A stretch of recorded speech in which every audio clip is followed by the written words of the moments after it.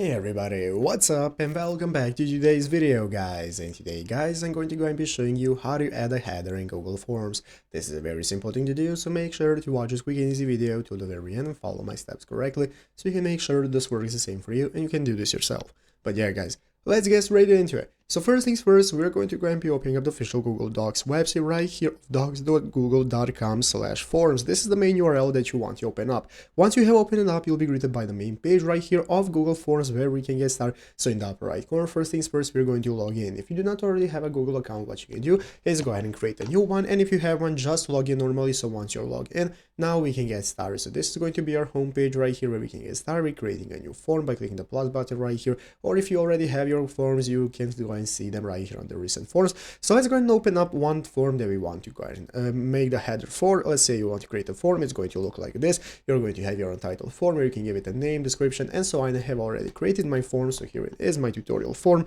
for a video where I have questions, some answers, and so on. So how do you give it a header? Well, guys, the header is this right here. You do not have any other options to go and include in your Google Forms except the header right here and the main body right here where you can put the questions. So this is your header where you can go ahead and give yourself a name. For the form, you can give it a description. You can even go ahead and manage if you want to insert a link or something similar into your form right here. So if you want to go ahead and manage the header, here is where you can do so with the description and the name of your form. If you want to add even more info such as title and description, you can click right here. You can even go ahead and add images, videos, and so on, everything you need. But yeah guys, basically you can even add sections, but basically that's all you can manage right here directly from the main page. So I hope this video was helpful. If it was, make sure to leave a like and subscribe to the channel. So guys, thanks for watching, take care, and bye.